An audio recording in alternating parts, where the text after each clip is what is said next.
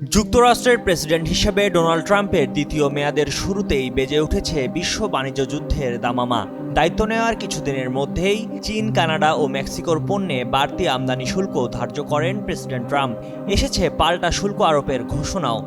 বড় অর্থনীতির দেশগুলোর এমন লড়াইয়ে বড় ধরনের সম্ভাবনার দ্বার খুলে দিয়েছে বাংলাদেশের সামনে, যেখানে পোশাক শিল্প পেতে পারে মূল সুযোগ। কিন্তু নিরবিচ্ছিন্ন গ্যাসের অভাব, উচ্চ ডলার মূল্য ও উচ্চ সুদ হার সহ নানা কারণে বাধাগ্রস্ত হচ্ছে পোশাক সহ দেশের বিভিন্ন শিল্প।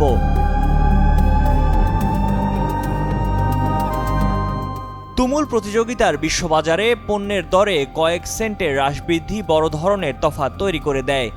এসব বিবেচনায় দর প্রতিযোগিতায় এগিয়ে রপ্তানির আয় বৃদ্ধির বড় সুযোগ এখন বাংলাদেশের সামনে।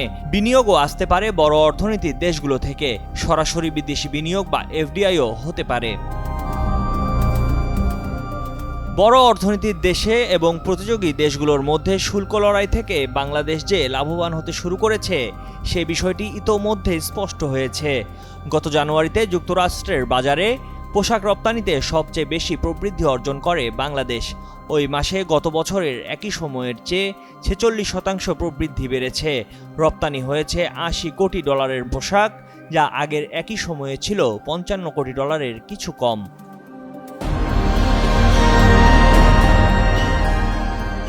সঠিক প্যাড আর সঠিক তথ্য দিয়ে এসব সামলে নিব এক হয়ে। Monalisa sanitary napkin. বাংলাদেশের সামনে যখন রপ্তানি আয় বাড়ানোর বড় সুযোগ উকি দিচ্ছে, তখন দেশের রাজনৈতিক অস্থিতিশীলতা, গ্যাসের অভাব, ঋণের উচ্চ সুদ হার সহ নানা সংকট দেখা যাচ্ছে শিল্প ব্যবসায়।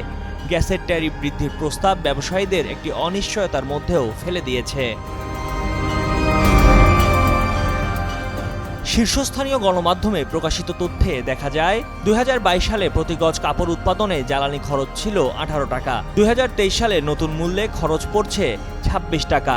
আবার নিট ইন্ডাস্ট্রির সুতো উৎপাদনে খরচ পড়ে $2.45 প্রতি কেজি, আর সেখানে পার্শ্ববর্তী দেশ থেকে নিট কাপড় আমদানি করতে খরচ পড়ে $2.18 প্রতি কেজি। ফলে 2024 সালে নিট সেক্টরে কাপড় আমদানি 39% বেড়েছিল।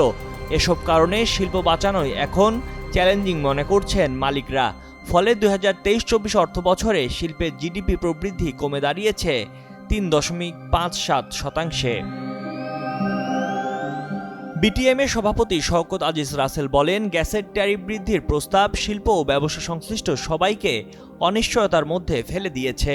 কর্মসংস্থান ও অর্থনৈতিক স্থিতিশীলতার জন্য বর্তমানে উৎপাদন ধরে রাখা এবং নতুন শিল্প ও ব্যবসা প্রতিষ্ঠান বৃদ্ধির উদ্যোগ দরকার। সেখানে নতুন শিল্প প্রতিষ্ঠান যেন গড়ে না ওঠে এবং বর্তমান শিল্প যেন আর না চলতে পারে, এরূপ পদক্ষেপ গ্রহণ করা হচ্ছে বলে প্রতীয়মান হচ্ছে বলেও মন্তব্য করেন তিনি। ময়ূখ ইসলাম, কালের কণ্ঠ ডেস্ক।